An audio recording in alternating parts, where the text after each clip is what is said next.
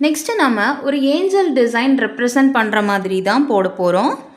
So அதுக்கு நான் first மேலே இப்படி ஒரு ஓவல் ஷேப்பில் கொடுத்துக்கிறேன்.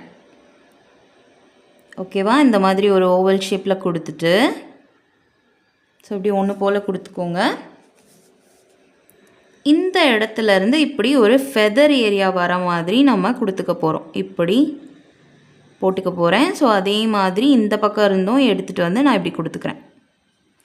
கொடுத்துட்டு இதில் இப்படி ஃபெதர் ரீஜன் கொடுப்போம்ல, இந்த மாதிரி போட்டுக்க போகிறோம். அதே மாதிரி இந்த பக்கமும் போட்டுக்க போகிறேன். கொடுத்துட்டு கீழே இப்படி அந்த ட்ரெஸ்ஸோட பார்ட் வர மாதிரி நான் கொடுத்துக்க போகிறேன். ஓகேவா? இந்த டிசைனோட அவுட்புட் உங்களுக்கு இப்படி தான் இருக்கும். நெக்ஸ்ட்டு டிசைன் போகலாமா?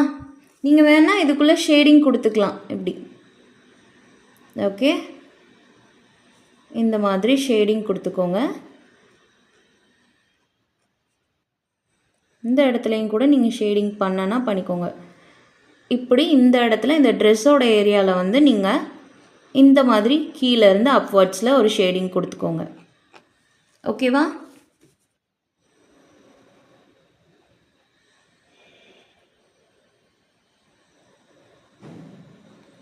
இந்த மாதிரி கொடுத்து இந்த டிசைன் நான் கம்ப்ளீட் பண்ணிட்டேன். நெக்ஸ்ட்டு வெல்கம்ங்கிற வேர்டிங் எழுதுகிற மாதிரி ஒரு டிசைன் கொடுத்துக்க போகிறோம். ஸோ அதுக்கு நான் இங்கேருந்து இப்படி வளைவாக கொண்டு வந்துக்கிறேன். ஸோ அதே மாதிரி கீழையும் அதே மாதிரி வளைவாக கொண்டு வந்துட்டு இந்த இடத்துல இப்படி ஜிக்ஸாக் லைன் வச்சு இந்த டிசைனை போட்டுக்கோங்க. போட்டுட்டு இதுக்குள்ளே நீங்கள் வெல்கம்னு எழுதிக்கலாம்.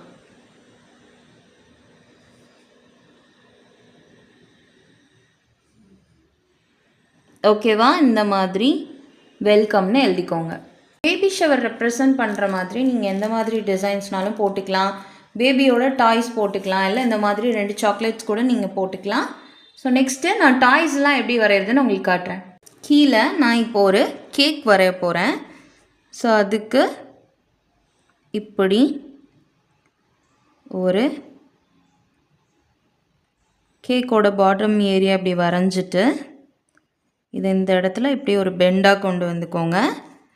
கொண்டு வந்துட்டு இந்த இடத்துல இப்படி க்ரீம் வந்து கொஞ்சம் ஜிக்ஸாக்காக வர மாதிரி போட்டுக்கிறோம். ஓகேங்களா? ஸோ இந்த